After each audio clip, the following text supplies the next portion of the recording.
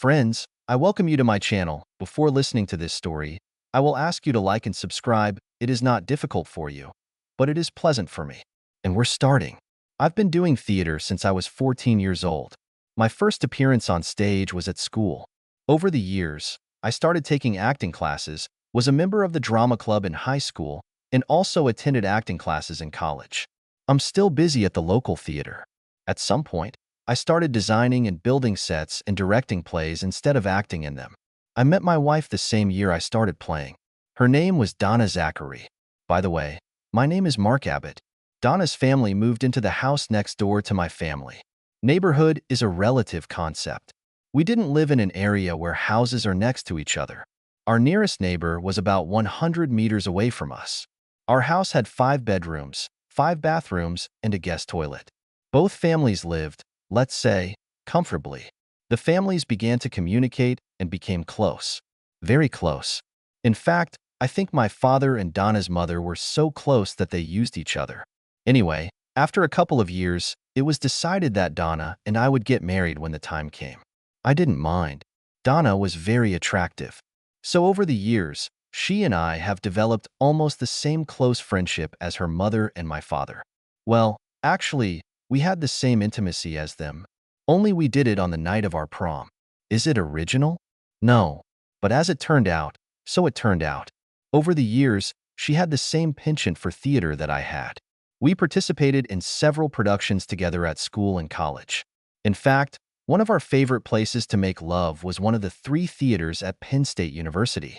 Since we lived in Harrisburg, Pennsylvania, Pennsylvania State University seemed like a logical choice. We dated and made love all through college. We both liked college, and we both experimented in bed with other people and told each other about them. There was no jealousy when we made love to others. She even had a few sessions with girls who, for some reason, vowed to give up boyfriends while in college. I think they belonged to a kind of LDD group, lesbians before graduation. Not only was I not jealous of these meetings, but I almost begged her to tell me about them, and when she did, it was hot. In our last year of college, we settled down. We walked around a lot and decided that our parents were right and that we should get married. That evening, when I made an official offer, we made an agreement that from now on and forever we would give ourselves only to each other. It worked great for 20 years, and then it all went down the drain. As you may have guessed, neither Donna nor I ever needed anything, and as I said, both our families lived comfortably. Her father inherited a considerable amount of money, and I've never seen him work in my life, except for the job of restoring vintage cars for his own pleasure. My father, however, earned very hard what we had. He owned several businesses, car part stores, 5, car washes, 3, and fast food restaurants, 3. All of them brought in income, but fast food restaurants were real money printing machines. They both gained their considerable fortunes in different ways, but they had one thing in common. They never took anyone's word for it. No handshake deals. Never. Almost everything they did was accompanied by someone's signature. When I was 16 years old, my parents gave me a car. Well, actually, they lent it to me. To drive it, I had to sign a document stating that the car belongs to my parents, and they can take it away for any of the reasons listed on the form that I had to sign. The last reason on the list was, the undersigned, I, agrees that the registered owner, my father, of the car described here retains the right to refuse to use this car at any time when the registered owner feels that the undersigned, either by actions or deeds, no longer deserves free and unlimited using a car. I have never lost the free and unrestricted use of a vehicle. It was a great deal for me, and all I had to do was keep my nose clean, which I did. I had 3 cars under this contract until I graduated from college. Then my father gave me the one I was using at the time. All 3 cars were Ford pickups. My senior year in high school was going to go to New York for prom.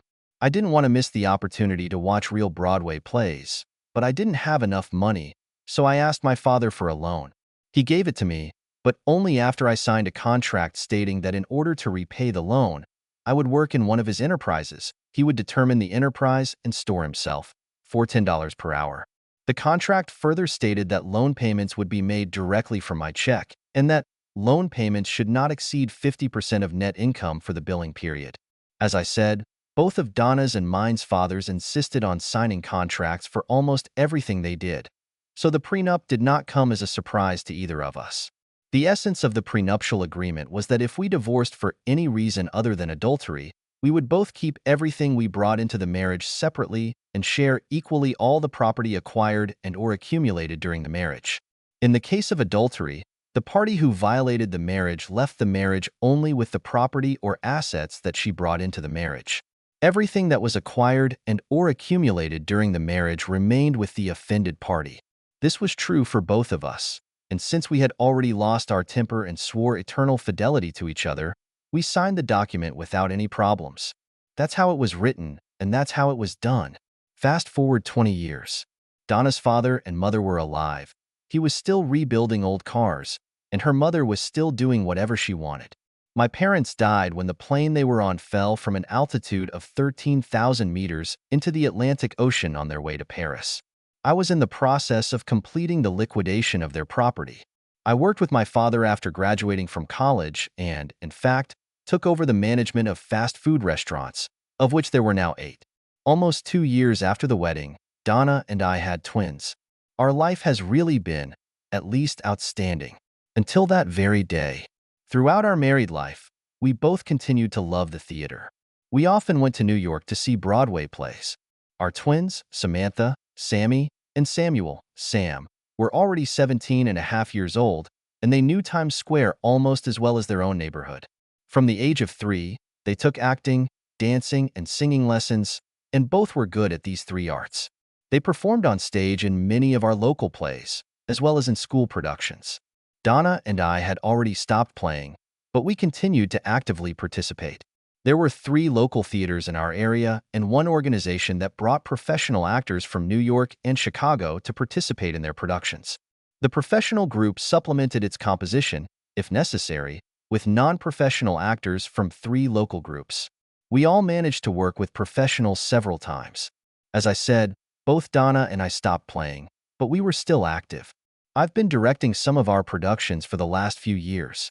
It was more fun than playing. She was the president of the board of one of the theater groups.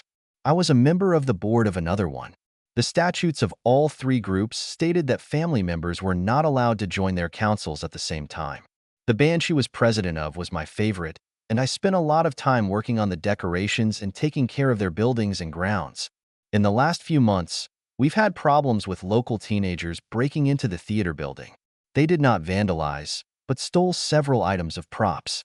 After all, they stole our lawn mower. The local police told us frankly that such minor crimes are rarely investigated unless we know who actually committed the crime. They had few resources, and they couldn't waste time on small things. The board decided to take the initiative and try to help the police, so they bought 6 audio and video cameras with motion sensors to be installed in and around the building. Donna asked me to install them. I promised to do it at the first opportunity. She asked me to let her know when I would do it so that she could report it to the board of directors. It was Wednesday. My lawyer and I have just left the courthouse. My parents' inheritance was settled, and I was rich. Let's just say a comfortably living, healthy, and relatively young 43-year-old man with a loving wife and 2 wonderful children. I was returning home, but decided to stop by the theater and install cameras. I installed 2 of them near the theater itself. One was aimed at the front door and the other at the stage door. I also installed 1 camera inside, aimed at the cash register. Our workshop was a separate building with 1 entrance. I installed 1 aimed at the door. The other one is inside, directed at the workshop where our tools were located. The last one was in the warehouse where our stage furniture and props were stored. I connected them all to the computer in the theater office. And in case the computer is stolen, I added a link to my laptop, since I had it with me because of a visit to a lawyer. Any movement in or around the theater or workshop triggered an alarm on both the computer in the theater and on my laptop. Then I went home. I was going to tell Donna about it tonight, but the news of the final decision on my parents' inheritance was a priority, and the whole evening was spent talking about a big new house plus a house in Vail so we could ski, which we've never done. We also discussed luxury motorhome, world travel, donations, new cars, etc., etc., etc. When bedtime came, we were all exhausted, and the theater cameras were forgotten. And so it went on until Friday, 2 days later. Shortly after 7 o'clock in the evening, my laptop beeped. I looked and saw that the motion detector in the theater had gone off. I opened the link and found that the camera outside the workshop was activated. It showed two young men breaking into the building. I was ready to call the police, but I wanted to get a better video of their faces for later identification and see if they would take something out of the building. They looked around for about 10 minutes, seemingly in no hurry. I heard their conversation and realized that they had been here before and hoped that this time there would be something valuable that they could sell. They noted that all our instruments were engraved with the theater, so it was useless to try to sell them. They went to the refrigerator and had a couple of soft drinks. At that moment, I saw them jump up and look at the door. Then, without saying a word, they ran to the prop warehouse and hid behind a china cabinet that someone had given us. Then I saw Donna, my 20-year-old loving wife, come in. She was pushed by John Xavier Neal, a member of the theater's board of directors. A sloppy fat guy who always played the role of a womanizer in our plays. A worthless nobody. In the theater, we call it casting. Hurry up. I want to make love. I just can't. Me too. My wife replied. God, it feels like an eternity has passed. She took his hand and led him into the prop warehouse. He was torn between trying to lift her skirt to get to her ass and unbuttoning his shirt with one hand as she held the other. A week can seem like an eternity when you're constantly on edge. It's okay, honey, she said. I'll take care of your boner. By this time, they were already near one of the sofas in the prop warehouse. It looks like they've been there before, because he went straight to the closet where the sheets and blankets were, while she started to undress. Fuck him, she said. Come here. He hurriedly spread the sheet on the couch and pushed her onto it. I watched as this bastard literally tore off her underwear. The two observers also heard it. Damn it, said one of the young men from behind the china cabinet. Oh my God, said Donna. What was that? What was what? The asshole asked. I heard someone. That's bullshit. There's no one here. I wouldn't be so sure, Dad, said one of the uninvited guests. The guys came in. Bastard. What a show it was. How about we share this girl? Get off me, Donna shouted. Wrong, Mommy. Go to hell, she said, starting to get dressed. Listen, either we use you right now, or these records will be on every pillar and on every internet site we can find. Are you listening? He replied, and they both showed off their cell phones. Oh my God, you wouldn't dare. How dare we? Unless we're using you the same way your lover used you. John, do something, please. And what should I do? John Xavier, asshole, Neil asked. This slug won't stop anyone, one of the guys said. Of course not, the second one replied. He's so scared right now that he's pissing on his fool. Although maybe she likes to be urinated on. Listen up, guys. I really can't afford to be dragged into something like this. My wife will kill me. If he's married, then so is this fool. Okay, now I know we're using you because you can't afford to get caught either. Oh my God. No. Please, Donna said as both boys began to undress. But pleading didn't help. That's it, Mommy. The first attacker got off Donna. Stand up. She stood up. Reluctantly. He lay down on the sofa. Donna looked at him hungrily. Sit on it. Donna almost jumped for joy. Wow, slow down, Mommy. Take your time. Dwayne jumped onto the couch. Donna was panting. She was being used by two strangers at the same time. The asshole couldn't take it anymore and decided to participate in it too. God, I felt sick. When I first saw her and that jerk enter the building, my first instinct was to call the police. I was afraid for her. But when they started using her, curiosity got the better of me, and by the time Dwayne and his buddy joined in the fun, I was so fucked up that I didn't care what happened to her anymore. Disgust seized me. I sat and thought about what to do next. I didn't make it to the bathroom. I threw up in the hallway. I was kneeling there, looking at my vomit, smelled it, and threw up again. After a few minutes, I managed to wash everything. Then I threw up again. This time I managed to get to the toilet. I went back to turn off the computer. I couldn't take it anymore. I threw up a total of 5 times. Actually, vomited doesn't exactly describe what I did. After the first 3 times, there was nothing left to go out. So the last 2 times I vomited dry air. I sat there for 2 hours trying to figure out what to do. My first thought was to kick her out of the house. Then I decided to forgive her. After all, she has been faithful to me for 20 years. Or not. Let's get back to kicking her out. And what will happen to the twins? Okay, I'll forgive her. An hour later, I was still wondering what to do when I heard the garage door open and she came in with a big smile on her face. "Hi, honey. How was your day?" she said, coming up and trying to kiss me. I don't know if I really smelled shit on her breath or if it was just my imagination, but I made a decision at the same moment. "You have 1 hour to pick up your stuff and get out of this house." "What are you talking about? 1 hour? Don't show up here when I get back and I never, ever want to see you or talk to you again. You fucking cheater." 1 hour. And I left. 2 hours later, I returned home. I went into the bedroom and saw that some of her things were gone. I sat down on the bed and cried. After about 15 minutes, I looked up and saw the twins standing in the doorway. "What did you do to Mom?" Sammy asked. "This is between me and her.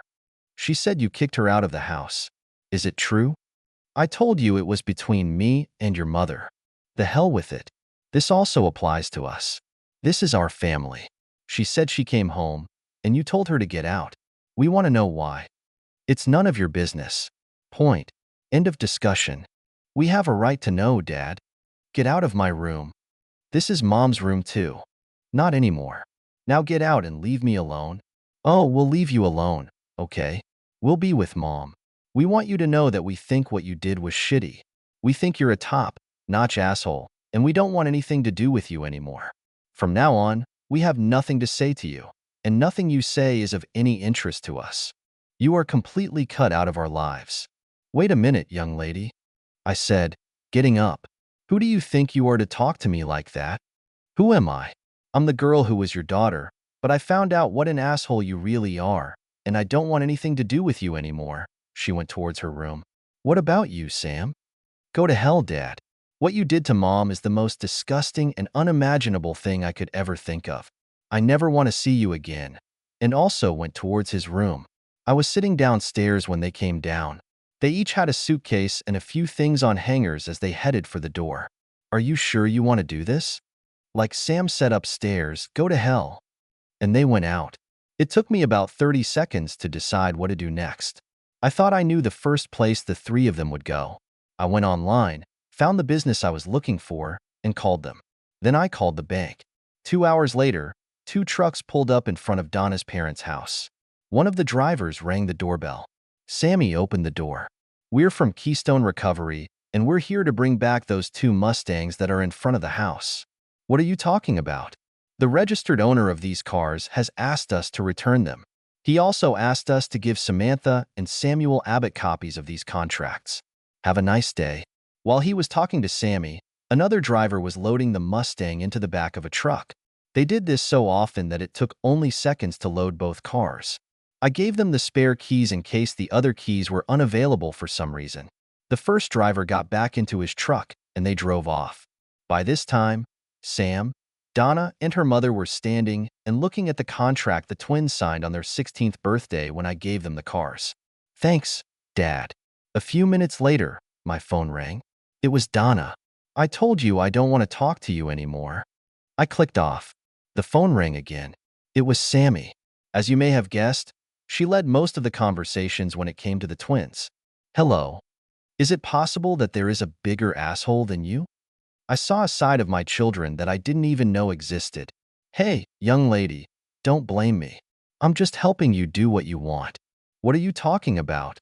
2 hours ago, you said that you and your brother no longer want to have anything to do with me, so I'm helping you achieve this goal. By taking my cars, I'll make it easier for you to leave me.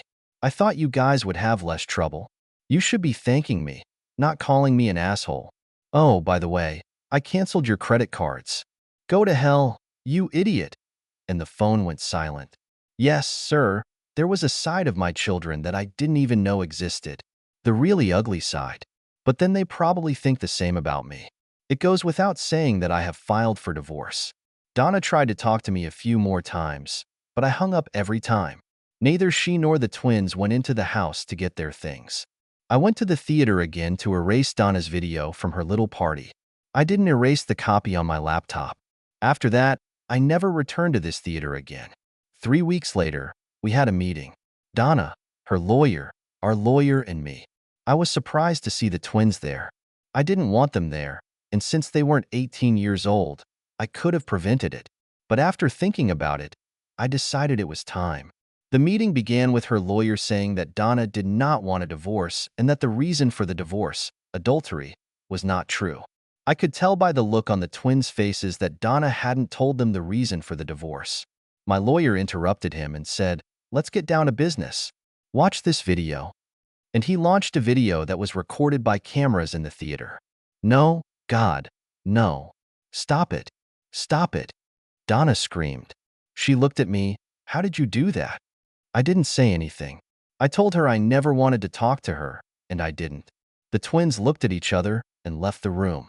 I told her lawyer, "If your client signs these documents in the next 10 minutes, she can come to my house and pick up the remaining items, including the jewelry she left in the safe.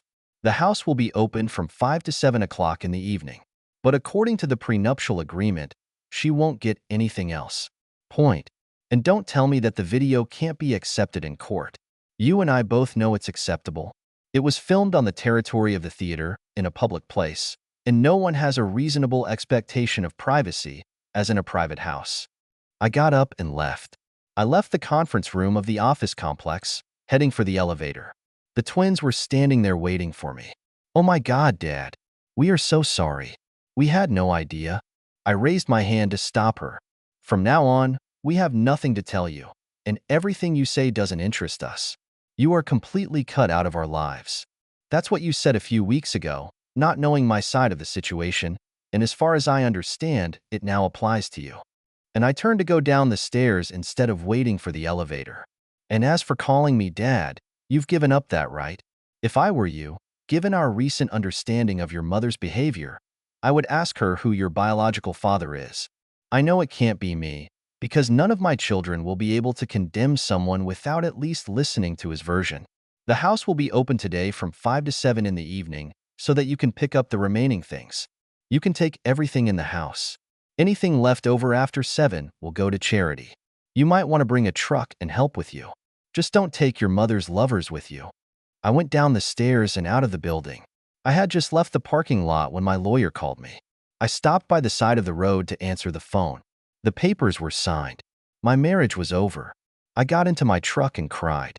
That evening at 5 o'clock, the twins appeared. I saw them looking at the "for sale" sign on the lawn. I let them in, and as usual, Sammy tried to speak for both of them. I raised my hand to stop her. "Not a word. Just take your things and leave." She started talking again. I stopped her. "One word and you'll leave here with nothing." Then I went into my office and closed the door. I heard them leave after about 20 minutes. Shortly after they left, the doorbell rang. I went to the door and opened it. My father-in-law was standing there. Donna was standing behind him. "May I come in?" "Of course." "Donna, go get your stuff. I'll talk to Mark." She went upstairs. "How are you?" he asked. "Not very well. And yours?" "It's not too good either." The twins told us what happened at the lawyer's office. They were shocked, especially when you advised them to find out who their biological father was. I was just standing there. We didn't know about Donna. When she returned home today, her mother kicked her out. The twins can stay if they want, but Donna has to leave before tomorrow. I continued to stand in silence. The twins regret the way they treated you. Maybe you should forgive them and give them another chance. I don't think my relationship with them is any of your business, but I know you're just trying to help. They were ready to throw me under the bus before they knew the whole story. There was no forgiveness, although there was nothing to forgive. They treated me like trash. I won't be able to easily forget or forgive this. Now, if you'll excuse me, I have to work. Say hi to Mom. I have always loved and respected both of you. I hope you know that." I went back to my office. I heard them leave. 5 years have passed. I didn't see Donna or the twins anymore. I sold my house, packed my truck, and headed south. For months after leaving Pennsylvania, I woke up in Key West, Florida. Needless to say, I didn't need the money. In fact, I was never going to work again. On my first day there, I pretended to be a tourist, walked along one of the central streets, and almost walked past a small public theater. I stopped and decided to look around. The front door was locked, so I walked around behind him. Several people worked in the warehouse. I introduced myself and started a conversation. Before I knew it, I had a cordless drill in my hands, and I was already helping to build the scenery.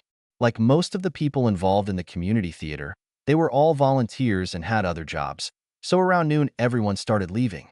"Can you come tomorrow?" the guy who seemed to be in charge asked. "Of course. What time is it?" "At 8. We'll make coffee." The next morning I showed up at 8 with a dozen donuts. I've been here ever since. During these 5 years, I bought a house within walking distance of the theater. I am a member of the board of directors, participated in several productions, and directed 3. That day I was working on the set of the next play I was putting on when I heard this. "Dad." I froze. "Dad? Is that you?" I didn't need to look. I knew who it was. I put down the drill and turned to face her. "How did you find me? And, more importantly, why?" "We were walking down the street. I saw a poster advertising your play, and I saw your name." "What do you want, Samantha? Can we talk for a while?" A long pause. "Please." I was standing. "Come on. Tell me. Sam and I treated you like shit. We didn't have the right to do that, and you didn't deserve it. Not a day has passed in the last 5 years that we haven't regretted it. We've been trying to find you for a year.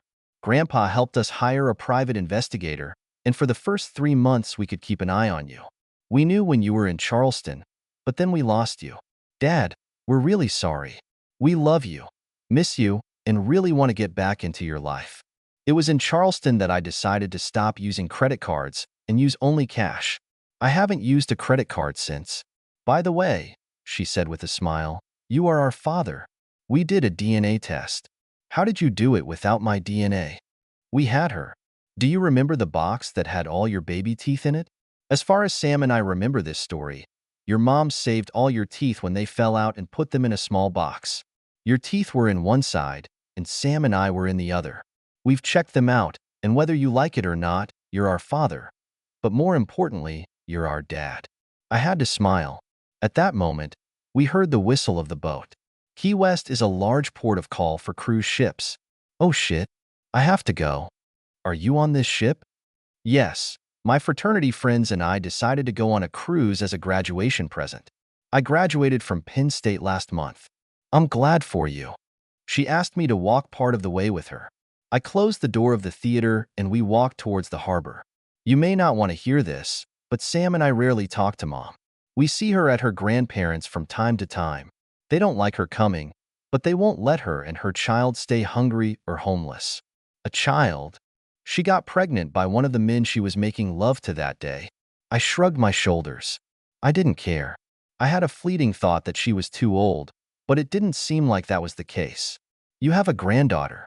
"Sam got married last year, and they had a baby 2 months ago. Her name is Marky Elizabeth. They named her after you. It just so happens that I have some photos of her. She had 2 of them, and she took them out to show me. She handed them to me, but I turned away and didn't look at them. Don't you want to see her?" "No. Neither you nor Sam have any idea how devastated I was when you said you wanted me out of your life. I put all the love and emotions I had into my family, and one day it was all swept away. In your mother's case, this probably happened a long time ago. Obviously, she has been cheating for a long time.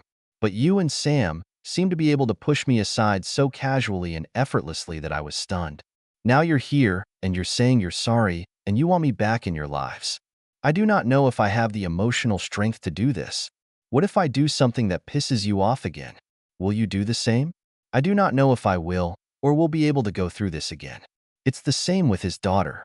If I look at her picture and start feeling emotionally attached, he can cut her out of my life on a whim. Why would I expose myself to this? "Dad, all we can do is tell you how sorry we are and ask, no, not to ask, but to beg, to give us a chance to try to make amends to you." By this time, we were at the entrance to the cruise terminal. We stopped. "Well, I have to go." She touched my arm and made a movement as if she wanted to hug me. I tensed up and pulled away. She looked at me, and there were tears in her eyes as she turned and walked through the gate. I watched her leave. She turned back to me. "We love you, Daddy." And she left. I probably said it 1,000 times on the way to the theater. I came close to knocking someone down at least 3 times because I wasn't paying attention to what I was doing. She was wrong about one thing. It hasn't been 5 years. 5 years, 4 months, and 18 days have passed. What am I supposed to do now? They know where I am. Should I leave and go somewhere else? No. This is my home. I'll call you tomorrow and reactivate my credit cards. As soon as Sammy got back on board her ship, she took out her phone and called Sam. "Hi, sis. Have you been seasick yet?" "No, smartass. And you'll never guess who I've spent the last half hour with." "Do I care?" "In this case, I think not." "It was Dad." A long silence. "Are you there?" "I'm here." "Is he okay?" "I think so. He is still very bitter." "Did you tell him how sorry we are?" "Yes. More than once. I told him about Marky and tried to show her a picture, but he wouldn't look at her." And she continued to explain to Sam what their father was guided by. "Oh my God." "Yes. I also told him about my mom." "Oh shit. How did he take it?" "I got the impression that he didn't care." "I don't blame him for that." "Okay. I have to go. We are preparing to sail. See you in a few days." "Okay. I love you." "I love you too." 5 weeks after returning home, Sammy got a phone call. "Hello. This is Detective Brian from the Key West, Florida Police Department. I'm trying to find Samantha Abbott." "I'm Samantha Abbott." "Miss Abbott, do you know Mark Abbott here in Key West?" "That's my father's name, and he lives there." "What's the matter?" "Miss Abbott, your father had a stroke and is in the hospital." "Oh my God. How bad is it?" "You'll have to talk to his doctor, Ms. Abbott.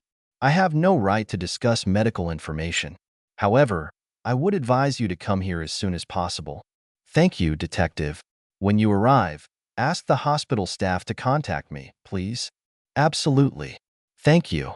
12 hours later, he and Sam were talking to the attending physician and the nurse outside his father's room. The stroke happened 2 weeks ago. It was the premiere of the play he directed. After the performance, he and the cast and crew celebrated in a local pub. "We can't assess the damage because he's been in a coma since he was brought in. We know that there is some physical damage, but we have no idea about possible neurological damage because he cannot communicate with us. And from a medical point of view, there is no reason for him to be in a coma. To be honest, we just don't understand. You should also know that he hasn't been alone since he was brought in. He always had someone from the theater with him. And now there is someone there. Do you know why we haven't been informed for so long?" "I'm not sure, but it seems to me that no one knew about your existence until recently." "Well, thank you, doctor. Can we see him now?" "Of course.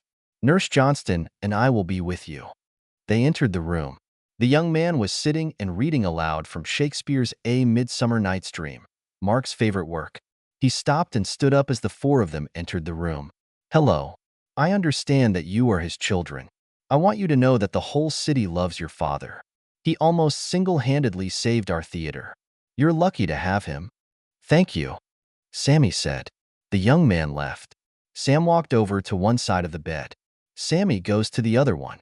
Together they reached for their father's hands.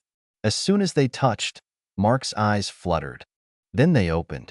Nurse Johnston, clutching the doctor, was gasping for breath. "Oh my God. Look, doctor." She began to approach Mark. The doctor stopped her. "Let's just take a look," he said. Mark's eyes were completely open. He looked at Sam and then at Sammy. "What happened?" His speech was slow and labored. "You had a stroke?" "When?" "2 weeks ago." "Forecast." The doctor got up and spoke. "As far as we can tell, you should make a full recovery, but we still have to run some tests. And now that you've woken up, we can hold them." He and Nurse Johnstone left. "How long have you been here?" "We've just arrived." "How are you feeling?" "It's hard to say." The three of them just stared at each other. Everyone wanted to talk, but couldn't. Mark was sinking into unconsciousness, then coming out of it. The medical staff went in and out of the room doing their business, and another person from the theater came in. After a few hours, the twins were ready to find a hotel and get some rest. Mark was awake. "Dad, we have to leave for a while. We need to find a hotel and rest. We'll be back in the morning." Mark looked around the room. Where are the pants? He's still trying to talk. What did you say? Where are my trousers? They searched and found them in a small closet. Sam handed them to Mark. He had difficulty controlling his hand.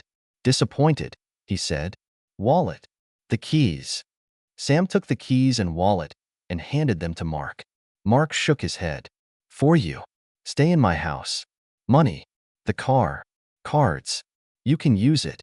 No hotel. They understood. Sammy bent down to kiss him on the forehead as they left. Sam patted his hand. They all smiled. Downstairs in the lobby, they looked through his wallet. His address was listed on his driver's license, so they took a taxi and went there. They used his keys to get inside. After putting down their suitcases, they inspected their father's house. Sammy went into the kitchen. Sam walked over to his desk. Sammy, come here. What's the matter? He pointed at the table. There were pictures of the two of them on it. Lots of photos. Photos from their high school graduation. He had to be there to make them. There were photos from Sam's wedding and even a couple of photos of Mark in the maternity ward. There were college graduation photos. Oh my God. I can't believe it. He was there. Sam, he was there. They stood there, amazed. Despite all his talk about emotional involvement, he never separated himself from them.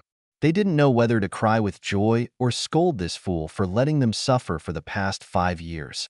They set themselves drinks and looked around the rest of the house. There was nothing special and no sign of a woman. They went outside and walked around. There was a garage at the back. They saw 3 cars inside. A relatively new Mercedes 550S. The other 2 cars brought tears to their eyes. There were 2 Mustangs parked there. One is silver and the other is yellow. Oh shit, Sammy. He didn't sell our cars. Jesus Christ. They look like new. They spent that night at their father's house. The next morning they were in his room. Mark felt much better. Sam has to leave today. He needs to come back. His speech has improved significantly. Sam, I'm glad you could come. I'm glad to see you both. I'm sorry I was such an asshole. It took me a blow to realize that. We'll make up for lost time if you let us, won't we, Sammy? We'll make up for it. Let's start right now. And she bent down to her father and kissed him. She spent the next 3 weeks with him. When he was discharged from the hospital, she made sure that he was cared for around the clock. She didn't have to worry. It seemed like there was always someone from the theater in the house. The young man she saw that first day at the hospital was right. This city really loved her father. But she had to leave too. Mark's condition had improved significantly, and she had household responsibilities. The parting at the airport was sad. They were both crying. He kept apologizing for being a bastard all this time, but he vowed to fix it. She was standing in line for control, but she couldn't take her eyes off her father. Finally, she left, and Mark left the terminal building. He almost reached his car, but then turned around and went straight to the cash register. When does the next plane leave for Harrisburg, Pennsylvania?